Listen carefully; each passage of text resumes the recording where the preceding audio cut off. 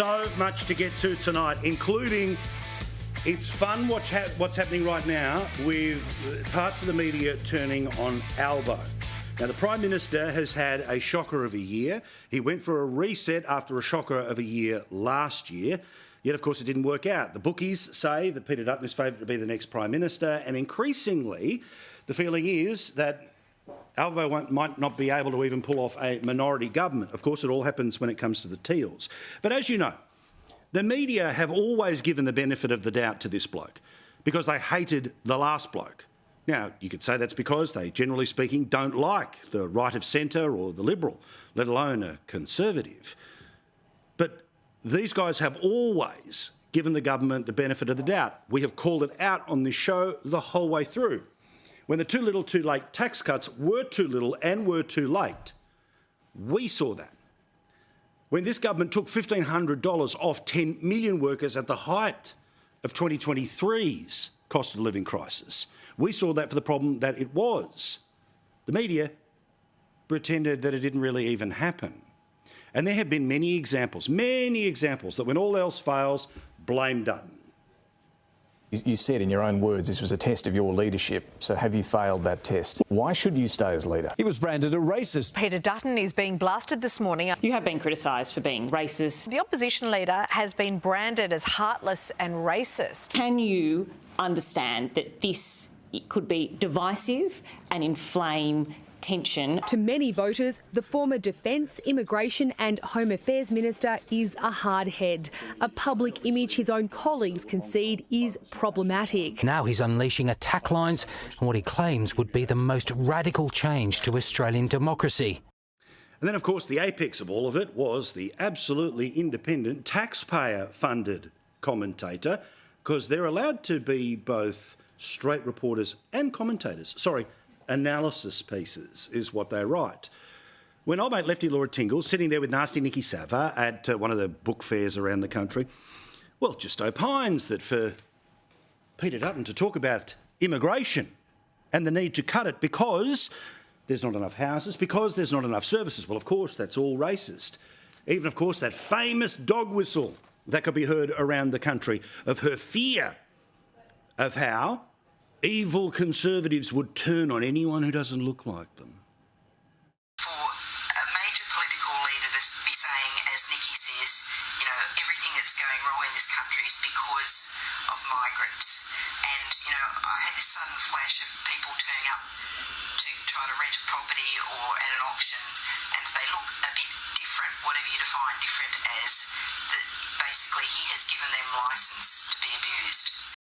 Now, of course, the person sitting next to her, nasty Nikki Sava, and hasn't she been part of the hating on Conservatives? She was a Costello Liberal, then a Turnbull Liberal, and anything else other than that, they must, terrible, terrible, terrible. She's written analysis pieces like this in the Channel 9 newspapers. Next to Albanese, Dutton is Labor's greatest asset. So she was quite the fan. So much so that even when people were doing freedom of information requests to see who the Prime Minister had been meeting with, because despite the promise of being a transparent leader, you had to pay for the right to be able to even ask his office who he has been meeting with. And let's read what the result of that was. The inner sanctum of those that have been given access to the Prime Minister in his first days in office. One-on-one meetings, including with the Guardian's political editor, Catherine Murphy, the Sydney Morning Herald columnist, Nikki Sava. So she's number 2. And then, of course, Peter Hartcher, James Massola, PVO, back when he was at Channel 10, Channel 7's political editor and the foreign editor of the Australian Greg Sheridan.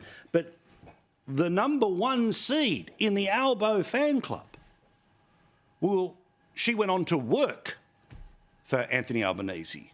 Murpharoo, of course. She couldn't just objectively report, she had to become part of the Prime Minister's press office, which means, according to this list, second cab off the rank is their old mate nasty Nikki Sava. And these people were all excited because this guy was going to rule forever. The Prime Minister had a dirt unit which was going to dig up everything when it comes to Peter Dutton.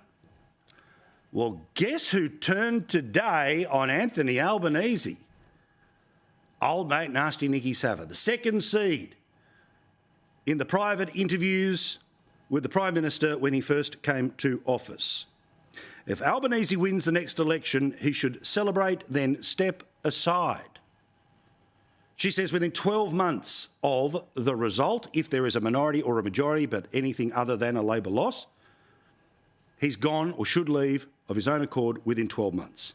If Anthony Albanese wins the next election to govern either a majority or a minority, he should, after a decent interval, 1 year, she said that on radio this afternoon, retire so Labor can regenerate. If Albanese loses next year, which once seemed improbable and now possible, obviously he's finished. There'll be a bloodbath, he'll be the one to blame all the rest of it. Now, what an extraordinary turnaround from a media that let this guy get away with anything when he was the opposition leader, who let him pretend, oh, I'm completely positive when it comes to dealing with the pandemic, while, of course, every opportunity to put the shiv in to every decision that was being made. Voting for the end of JobKeeper while whinging about the end of JobKeeper. Promising to do something about cost of living, yet cost of living become demonstrably worse since becoming Prime Minister. The bloke from the Housing Commission joint who understood the working class, who just buys the joint for $4 and a bit million for when he eventually needs a spare house, at a time when millions of people are struggling to pay off their home. Now, we've made this point from before this bloke became the Prime Minister. We saw this disaster coming. And on the front line of it every day since he became Prime Minister. Now, before we all get too carried away, I still believe that if I have to bet, the most likely outcome of the next federal election is a massive improvement for the coalition, but most likely the Teal seats, most of them staying, meaning that the government will be in a position to form a minority government, and because most of the people on the crossbench are centre-left, that's probably how it'll go. But there's every chance it doesn't, because it's been bad for years under this bloke.